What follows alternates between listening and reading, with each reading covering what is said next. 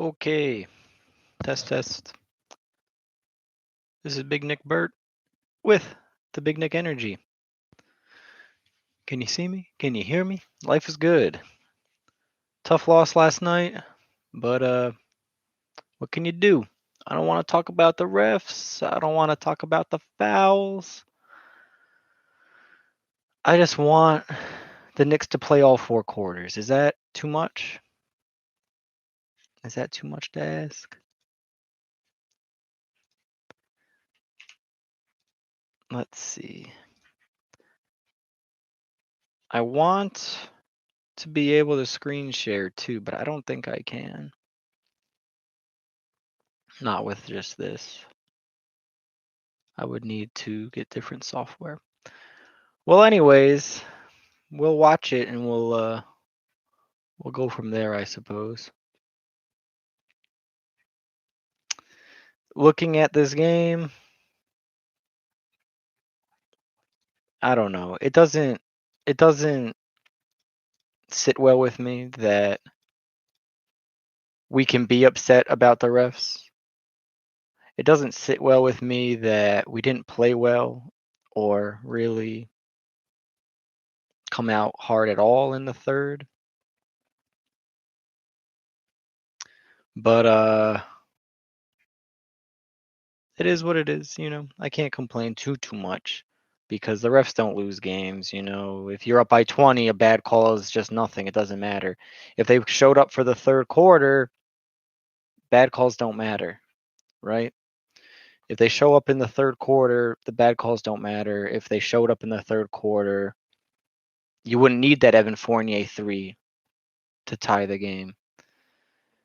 But hey, I'm actually impressed he hit it. You could hear on the broadcast the whole time when they gave him the ball. I don't remember who was inbounding. I'm gonna have to. It's obviously in this highlights, so let's. I'm gonna get through that, but you could hear some go. I don't know if that was someone in the stands or if that was someone on the court, but we all felt that. We all felt that.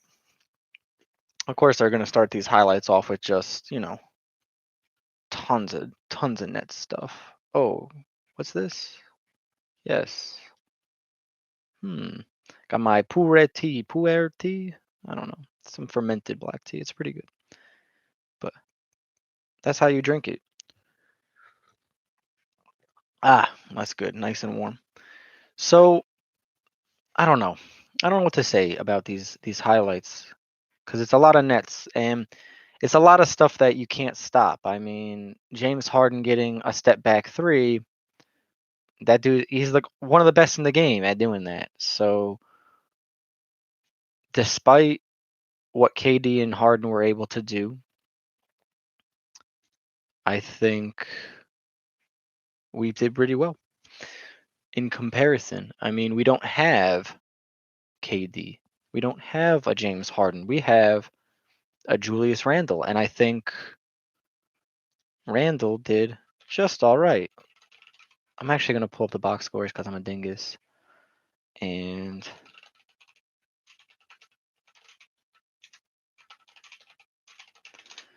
I don't remember numbers off the top of my head so good. 112 to 110. Sad day. Sad day, baby. But that's all right. That's all right. Hey, RJ Barrett, get well soon, baby. Get well soon. Oh, shoot. Evan Fournier is the same age as me. Gosh. Oh, my gosh. Obi Toppin's born 1998. Yikes. Derrick Rose is 4 years older than Fournier. Wow. And 2 years older than Walker. Wow.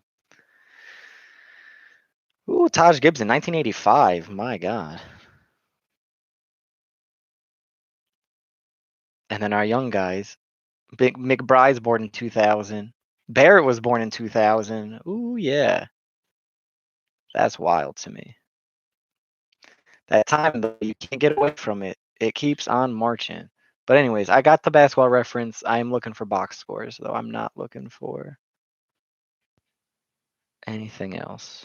Oh, it's not here. Oh, there it is. There it is. Julius Randle, he's a -8, but he scored 24. 3 turnovers. 8 assists. Didn't get the double-double. We thought he would. 2 more assists, 1 more rebound. He would have had a triple. But dang, Burks had 25 points. Fournier, 13 points. Derrick Rose, 16 points. Quickly, 12 points. And Quickly came in again. Really good defense. Came in that second quarter. I'm not sure. I don't think he played in the first. Well, in any case.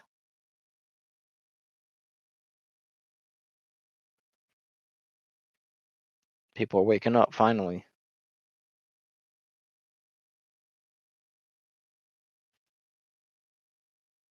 My people, Big Nick Energy, waking up.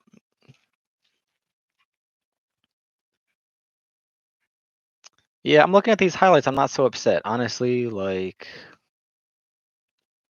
not mad at it. Looking at the box score, again, the starters not doing great as far as plus minus is concerned. But when you lose a game, that's to be expected. But Mitchell Robinson with -10, Alec Burks with -11, and he's usually good on plus minus, especially if he's scoring 25 points. But that's just,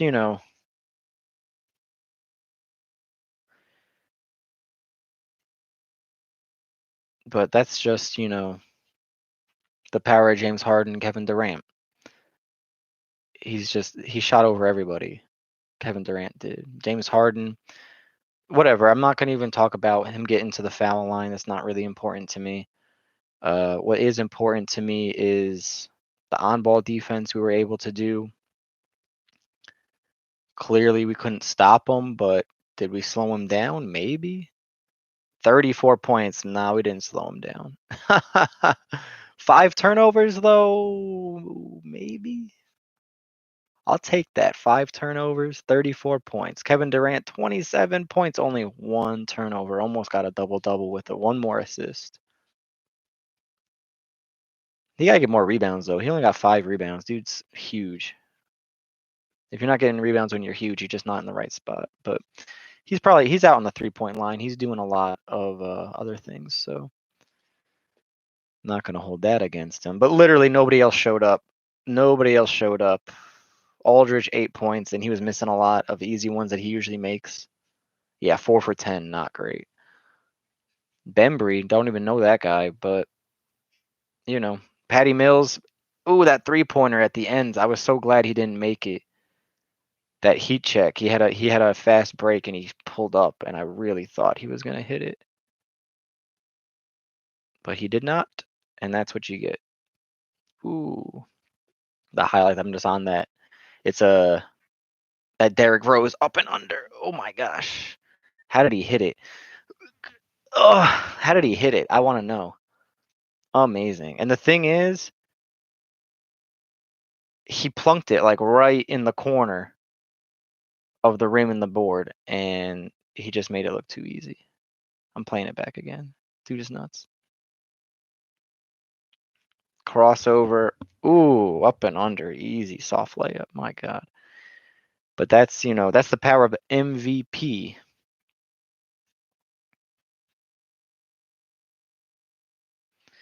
MVP.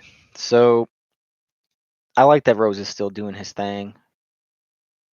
Where is he at? People were talking about they want him to be in the starting lineup, and it's like, I don't care. It doesn't matter who's in the games to start. I know when we're young, when we're in high school and college, maybe we care.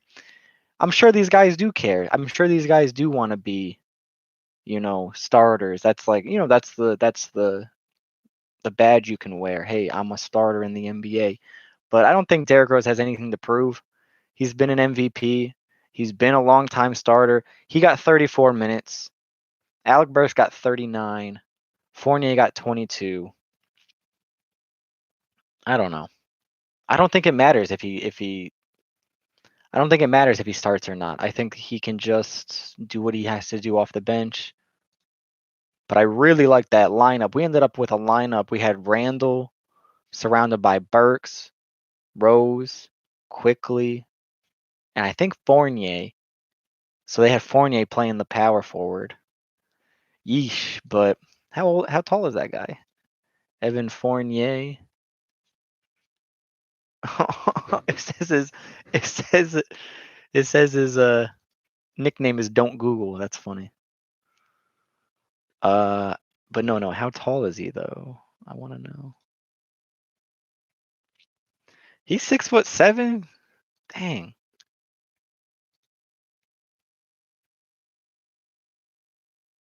He's got like 4 inches on me. Gosh. Yeah, that's crazy. I didn't know he was that tall. But so Fournier playing power forward. I mean, he's not particularly adept at it, guarding the post, but I like the lineup. It was an interesting lineup to say the least. I think who said it? I think Fred Katz said it on Twitter that going with that lineup is interesting because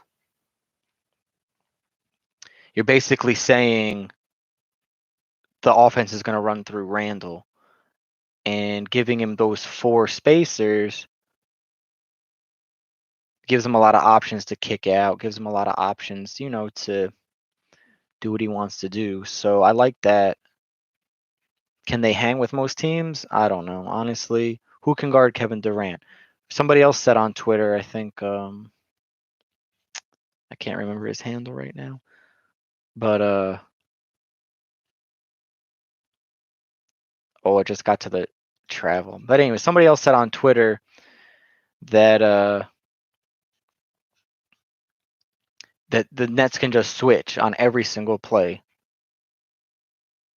because we just don't have the height out there. So literally, you can just switch on everybody and not really care. They could have just played a zone and just sunk back because really, I mean, a lot of kind of what kept the game close was that we were penetrating really well.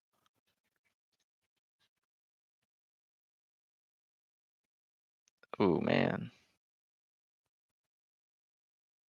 I don't know. People are debating if this is a travel or not, and I think it's a travel, but yeah, Julius Randle was on Harden, got the mismatch he wanted, but got past Harden and Durant just ripped it from him. It's actually pretty impressive. Yeah. Boom. But then he does this little hop step, and the reason this is a travel, and everybody's been going to be talking about this. The reason this is a travel, I'm going to put this in slow-mo and watch it real slow so we can all understand. I like Julius Randle attacking he didn't even get ripped. Randle was trying to pass it to Mitch. I'm glad I slowed it down. He crossed over Harden, gave him a little crossover, got to the middle, beat Harden, got to Durant, but when he went to pass it, it like slipped out his hands and Durant took it. He was trying to hit Mitch in the dunker spot though. All right. A little less egregious. I thought he just got ripped. But look at this. Harden, he jumps off his right foot to make the pass to Patty Mills, who was running ahead. He saw Quickly there, decided not to pass it. And when he comes down off the hop step, you have to land both feet. And I think the rule is whatever foot you jumped off is your pivot foot now. I'm going to have to research that though. Don't take my word for it just now. Somebody else knows. Feel free to tell me. But he jumps off his left. I'm running it back again. Hold on. He goes and jumps off his left, and when he lands papa. And everybody in basketball knows if you can hear the feet go papa, it's a travel, baby. It's not a hop step. You got to land on both feet. The moment you land papa, those are 2 steps. That's what they count it as. You can't come down like that. You got to come down. So he goes up with his left and comes down on his left. So I actually like somebody to clarify this.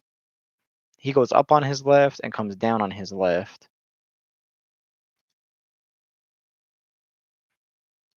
which would mean what exactly? Yeah, he goes up on his left and comes down on his left. So maybe it's not a travel. Because if he jumped off the left, if he jumps off the left and lands on the left, I don't know. I always just assume if you make a hop step move and you land without your feet both touching the ground at the same time, they call it a travel because they count that as 2 steps. And then the third step obviously being the lift off, the jump. So I don't know. I think it's a travel. I would have called it, but I'm not an NBA ref. I'm not even an NBA player. I'm just a guy. I gotta change this from slow-mo. It's bad. So yeah, like I said, if we played the third quarter, we wouldn't care about the refs. If we played the third quarter, we wouldn't care about the refs. If you look at these NBA highlights, and it's from the NBA YouTube, so everybody can go and view it. There's hardly any substance in the third quarter, really. They just didn't show up. I don't know.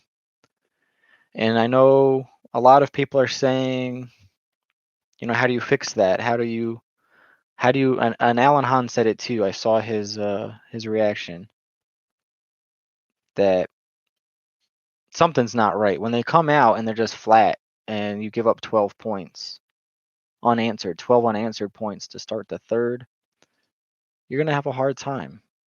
It's not going to work out well. And we certainly did, because that fourth quarter was rough. I think, though, even though we didn't get the win, even though it felt like we were on the back end a lot of the time, it showed we could execute. Evan Fournier had that very nice 3-pointer.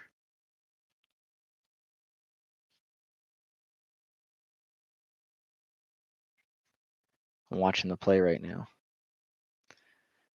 Off that inbounds. They clipped it too early. Who's the inbounder? Burks is the inbounder. Quickly, they put Randle down on the strong side block. Quickly sets a screen for Randle, and they could have hit him maybe in the corner. I think that probably was the play, but Derrick Rose notices right away that's not going to work. He sets the high screen for Fournier on the weak side elbow. Good screen by Derrick Rose, gets Fournier open, and he hits it in stride, wastes how much time? 0.6, something like that? Oh, no, 2.3 seconds. 2.3 seconds to hit a 3-pointer. And that's what Fournier is there for. So even though he's playing power forward and he's going to be undersized, he's going to be, a small forward. If it even is that,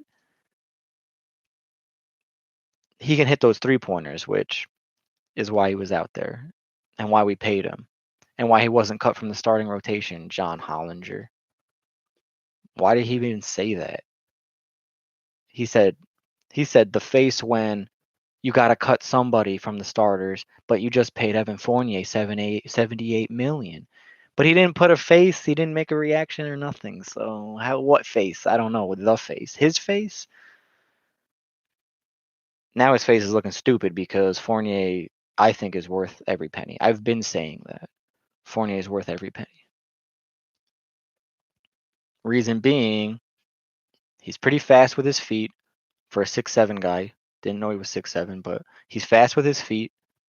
He stays in front of his guy majority of the time. Sometimes he overcommits. I mean, I'm not here to split hairs over that. What I am here to split hairs about is, why did John Hollinger say he's not worth it? And other people have been saying that too. Fournier shouldn't be in the starter lineup. Somebody last night was saying on Reddit they just want to see Rose as a starter, and Knicks fans are foolish for not seeing that. I think we see that. He can be a starter. Nobody's saying he shouldn't be a starter. Nobody's saying that. I'm not making decisions. I'd love to see Derrick Rose start the game. But at the end of the day, it's not up to me. It's up to Thibodeau and it's up to Rose. And it's like, if Rose is cool on the bench, which he made clear when Kemba came in, if Rose is cool on the bench, what am I to say? Oh, he should be a starter still? I mean, what more can you say about that? He's playing his role and playing it well. And I think I put a lot of stock in the fact that IQ is getting amazing as a point guard, as a facilitator, as a defender. And I think a big part of that is he has Rose there with him. So even if things go south and it's like, oh shoot, I can't figure this out. I can't break this down. I don't know what's going on. I ain't got the legs for it right now. He kicks it to Rose, and Rose sets up something or kicks it back to him or whatever. But I've seen it 100 times that Quickly needs the help, and Rose is there to help him. Does Burks do the same thing? No, because Burks is a scorer, and he just wants to score or dish the ball to Randle, and that's fine. That's why he's in the starting lineup and not in the bench. I think Rose is a better facilitator. I think he's like a better big bro, for IQ. But that being said, yeah, he is a starter. He's an MVP level point guard. Of course he can start. And you're foolish to think that we think he shouldn't as Knicks fans. Because we all want him we want what's best. Period. If Kemba could put up 30 points while playing poor defense, we'd say keep him in there. Because he's scoring 30 points. But he's not. He's not scoring at all. So he's out. They said 3 teams already want to talk to him. What 3 teams? Tell me. Tell me the 3 teams that want Kemba Walker. And I'll show you a liar. Because I don't. Who really wants him? I mean, other than they're gonna want him in the sense that they want to open up a trade talk so that they can snatch some of our young guys. Because we got too many guards, right? That's what they say.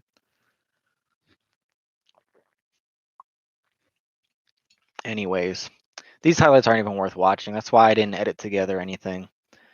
I didn't do a react or anything. Because honestly, somebody posted a little clip of Mitch getting beat on a transition or no, he got that. Oh, the James Harden putback dunk. The James Harden putback dunk where Mitch he had nobody near him, but he didn't look for somebody to box out. He didn't fill into the center of the paint. He just kind of stood. And James Harden got a putback dunk. And when you lose by 2, there's your 2 points right there, putback dunk. So had that gone differently, whatever. We can all say what if until we die. But at the end of the day, for being sick, from going from we're not going to have half of our team to, oh, everybody's playing, I can't be upset with that. I wish RJ the best. I hope he's getting better. I don't know why AD played. And that's Anthony Davis. I don't know why Anthony Davis played. They said, oh, it's not COVID, but he's sick, but he's going to play. Ended up not winning anyway. Why did you even come up? Why did you even show up to the court if you're sick, man? Just keep that mess at home. This pandemic has taught us one thing. If you got the sniffles, man, keep it at home. Keep it to yourself. Because now look at RJ non-COVID illness, Mitchell Robinson non-COVID illness, all that. And it's like that came from Anthony Davis, all right? Are we stupid? No, we can see it. That's how sickness travels, baby. We've had a whole year and a half, 2 years now.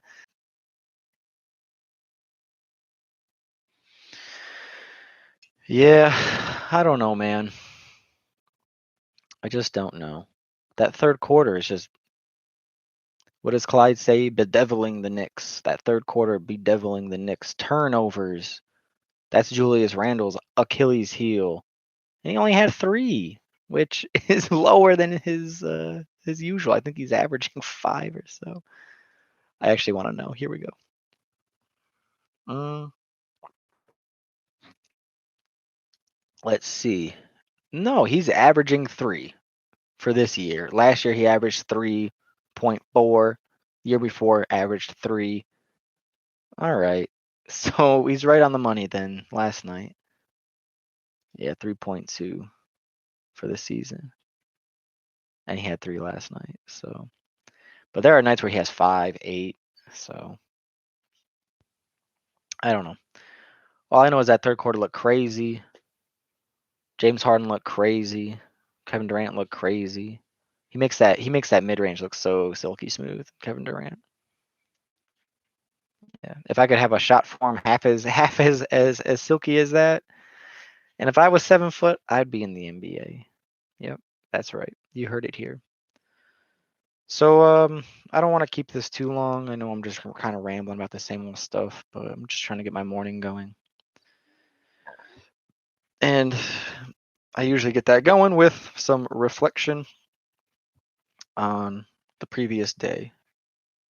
And the previous day says, we played all right. We played a good game. I can't believe we kept it that close for 3 quarters. If we played 4 quarters, that would have been a win.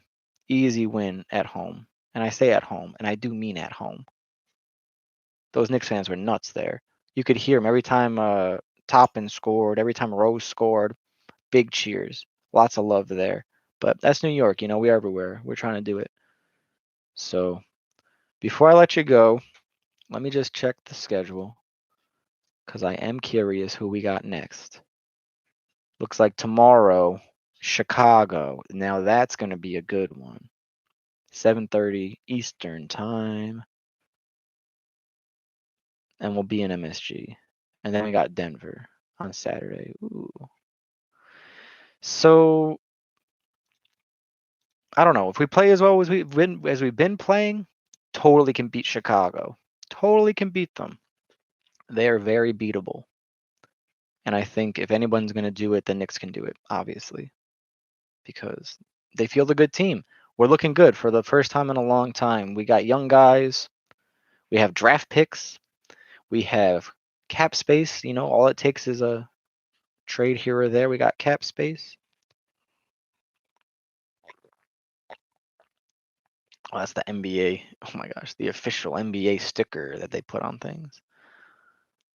So going forward, looking at Chicago, we can beat them. I thought we could have beat the Nets last night. So 1 or 2 possessions different, and it's a win. I know there's a lot of stuff in the media right now for, the refs, and they even said they had the audacity to say, and I've heard this before too, as a player, I've heard this before too, which is just aggravating beyond belief, that you didn't get the call because it didn't affect you. The foul didn't affect you. So I miss out on foul shots because I'm too strong, because they're not strong enough to actually stop me. They're not going to actually stop Julius Randle. They're going to hack him, but the fact that he still makes the shot, you don't get the call that way, amazing to me. I just can't. And I've heard, like I said, I've heard that before from refs, that because you're not getting thrown to the ground, because you can come through with the layup, and because they hack you, but you still go up with it, they're not going to call it. I've heard that, but I don't buy it. I hate it. I hate it. I hate it, and Randle hates it, and Tibbs hates it, and most fans should hate it, because if you're getting fouled, it's a foul. It doesn't matter if you powered through it. I mean, there's always those highlights, of big centers, Dwight Howard, Mitchell Robinson, Obi Toppin coming in and dunking it and getting destroyed on their arms, and they don't call it. They don't call it. It's just a foregone conclusion. They're not going to call those fouls because it didn't change anything. And I know we've all seen the games where someone goes up and it's a tough shot and they do get hit and it's bouncing around the rim, and once it goes out, they call the foul. They blow the whistle once the ball doesn't go in. If it went in, they wouldn't have said anything. So we see it a lot with Derrick Rose too, where he's doing these acrobatic layups, getting smacked, getting hit, and he doesn't care. He goes up with it anyway, and he's penalized because he's a good player, because he's strong and can finish in traffic and can finish with the contact. Because I mean, at least for me, and I know a lot of players like this too, if you get the contact, you finish better. I finish better when I get contact. If you pull the chair on me, I will miss a layup, a wide open layup, because I don't feel somebody on my back while I'm posting up. If I go in expecting to get hit and you don't get hit, you throw it off the backboard too hard. It happens all the time. So when you're expecting the contact and you train for that, like Julius Randle has clearly, I mean, he's in the NBA as a power forward. He's a big guy. He's always going to the rack. So clearly he knows he's going to get hacked up. That's why have you seen his workout pictures? The dude is yoked up. And you're going to be like, oh, it didn't affect you, so you don't get foul shots. And that's why people say, oh, why is he settling for a three? Why is he just staying on the outside? Would you drive in? Would you drive into three people even though you can finish over them? But if you miss it, then everyone's, oh, why didn't you finish it? And it's because you're getting hacked and no one's saying anything. So I hear the frustration, man. I feel that frustration as an ex-player, as someone who had dreams, to ball out. Once I learned I was a point guard, I couldn't do it no more. So, but being at that point though, once in my life, I feel that frustration. Honestly, I feel that frustration from him, and I can't blame him. And if I had millions, I'd pay that fine too. I'd pay that fine too to get my point across. Because honestly, it's unbelievable to me that they won't call it and that they would say to him. Now, I haven't heard the video. I haven't heard, this is all through the grapevine. But the rumor is they told him he's not getting the call because it doesn't affect him. So what does he got to do? Flop now? He's got to fall around and play like James Harden to get the call? And I just wish that wasn't the case. I wish we didn't have to fall and flail to get a call. Like Trae Young, Harden, all those people. I'm like, you can say what you want to about that. I mean, I appreciate the mental aspect of the game because as a defender, if someone's doing that to you all the time, it is just so annoying. And then you do start fouling bad because you're angry, you're annoyed, you're frustrated. So I get it. I get why they play that way. I would play that way. If I could get to the foul line 20 times a game, that's how I would play too. I can't shoot a jump shot. Are you kidding me? I can't make a layup over a 7-footer. Are you kidding me? I'd go to the foul line too. That's the way to do it. But we all get frustrated watching that. And these rule changes were supposed to change a lot of that. And it seems like for James Harden, maybe, the change wasn't enough. But he's a good player. You can't really stop him. And there was a lot of real fouls. I'm not going to say he went to the line a lot every time was unjustified. No, it was justified majority of the time. It's just, you get superstar calls. Meanwhile, Randle doesn't get anything because he's too strong. That sort of thing is what really frustrates you. It really makes you, people are already talking about it.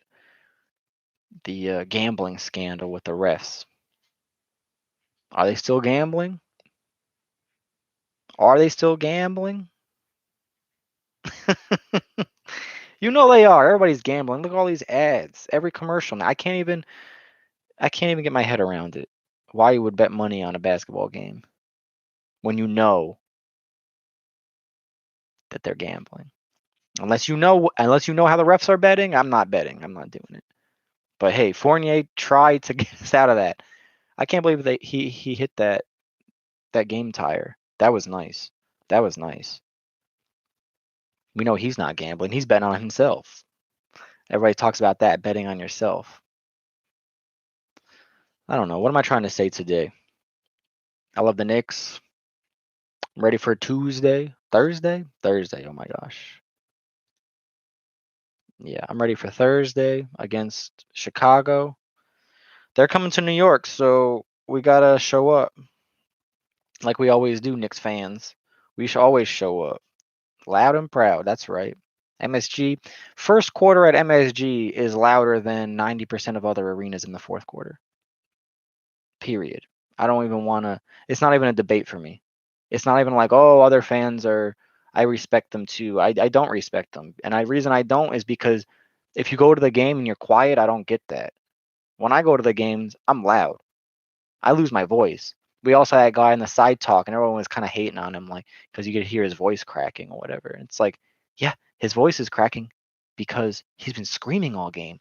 It's like 4 quarters of screaming defense is it gets to you. It gets to you. So I'm excited for Thursday. I think definitely have the potential to win, especially looking at the last couple of games. It really something's clicking as far as the defense. Something is clicking, and I think I really want to get this guy's Twitter handle before I keep talking about because he makes really good observations. Oh, that's it. I got a phone call. See ya.